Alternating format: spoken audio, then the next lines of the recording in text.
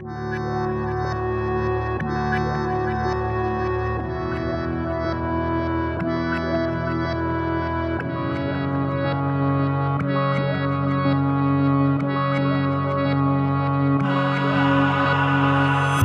might remember that earlier this year, myself and fellow tech junkie Peter Brown built a PC for a mere $550.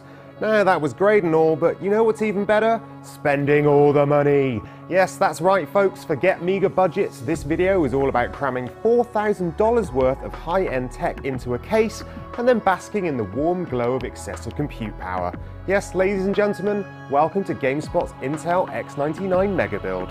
When you're presented with what is essentially an unlimited budget, component choices are, to a certain extent, as much down to personal preference as how powerful they are. That said, when it comes to the ultimate in computing power, nothing can touch Intel's brand new X99 platform and Haswell-E processors.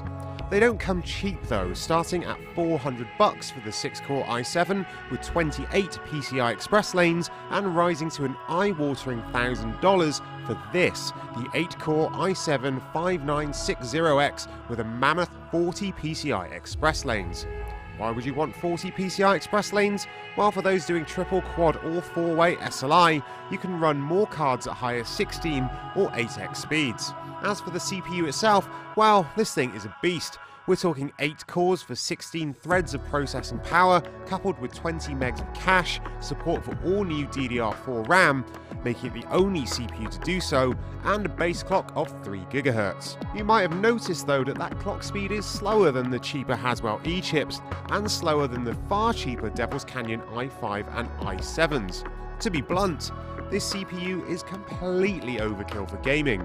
Most games don't even tap 4 cores, let alone 8, and see much more benefit from faster clock speeds. But this is the bleeding edge of tech, and if you want the very best, or into 3D rendering and video encoding, this is the CPU to get. To go along with Haswell-E is a new chipset and RAM, and you'll need to fork out a pretty penny for both. I'm using 16GB of Corsair's brand new quad-channel Vengeance LPX DDR4 RAM that's clocked at 2800 MHz and costs $384, a substantial markup from DDR3. For the board, I've gone with EVGA's none more black X99 Micro at $250. As the name suggests, it's a micro ATX board, and I'm a sucker for small, powerful PCs. There aren't many mini ITX X99 boards to choose from, and to be honest, all the others looked ugly as sin.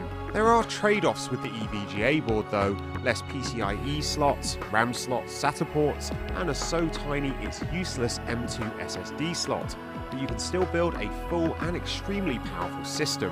Speaking of which, what's better than one GTX 980 video card? Oh yes, 2 GTX 980 video cards coming into over $1,000. But why stop there? How about not one, but 2 of Crucial's M550 512GB SSDs at $260 each, which we're going to hook up in RAID 0 for crazy read-write speeds. We've also got a Corsair HX750i PSU, a H100i CPU cooler, sleeved white PSU cables, Corsair SP120 white LED fans, and housing it all is this frankly epic Air 240 case.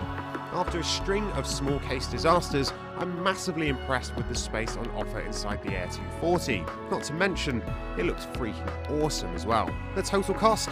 $3,786.77. But what the hell, let's chuck in some kick-ass gaming accessories too. We've got Corsair's rainbow-coloured K70 RGB keyboard, a SteelSeries Sensei wireless laser mouse, and a SteelSeries H wireless headset to cap it all off. The grand total?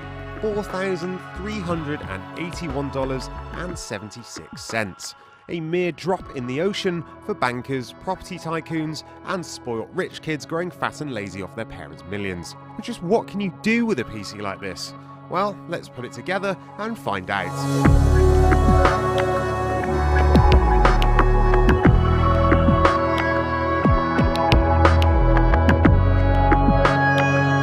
So here she is folks, one of the smallest, most powerful PCs money can buy. Naturally, with such powerful specs, 1080p gaming at the highest settings isn't much of a challenge, and even running games at 1440p resolution rarely taxed it. To really see what this system could do, we used Nvidia's dynamic super resolution technology, which runs games at 4K 3840 by 2160 resolution and then downsamples them back to 1080p. The performance here is similar to running games at native 4K, but you get the same benefits, including little need for anti-aliasing thanks to the increased resolution. For testing purposes, the base strap was bumped to 125 MHz to get the RAM up to 2750 MHz, while the multiplier was bumped to 35, giving us a final clock speed of 4.37 GHz. This gave us a nice balance between speed, power consumption, and heat. Under full load, the system pulled 560 watts, with the CPU hitting 68 degrees. Haswell-E and GTX 980s are a potent combo, as evidenced by the more than playable frame rates at 4K in every game we tested. Not all managed to hit a solid 60 frames per second, but with a little tweaking, such frame rates are well within reach. The only games not to approach 60 frames per second were Tomb Raider, which hit only around 46 frames per second, a problem largely fixed by disabling stress effects, and the ever-problematic Crysis 3, because Crysis 3. It's also worth noting that both Assassin's Creed Black Flag and Watch Dogs suffered from micro-stuttering, and it got pretty bad in Watch Dogs. Turning down the texture settings to high certainly helped, but I couldn't quite get it as smooth as I liked in time for recording. Bad show, Ubisoft. As for more general computer use, this thing screams. In Blackmagic's speed test, I saw peak write speeds of 900 megabytes per second, with peak read speeds of over 1000 megabytes per second. And in Cinebench's multi-threaded test, we saw an impressive CPU score of 1726, easily beating out stock Xeons and Devil's Canyon i7s. So yes, this is a killer PC when it comes to certain highly multi-threaded tasks. But the real kicker here is that Intel's X99 platform and Haswell-E CPUs push poor old AMD even further down the performance pipeline, and the company isn't catching up anytime soon. Sure, this system is overkill for the vast majority of people, and even those who have the need for 16 overclocked threads on the desktop may find it hard to justify $1,000 of CPU. But being sensible isn't what Haswell-E is about, and neither is this PC right here. You might not ever tap into all its power, and you certainly won't max it out while playing games at anything less than 4K. No, Haswell-E and Nvidia's GTX 980s are like many of the finer things in life. Expensive, exclusive, and oh so lustworthy. Its tech will eventually trickle down into cheaper products, but for now, if you want the absolute best in computing, Intel's Haswell-E is it.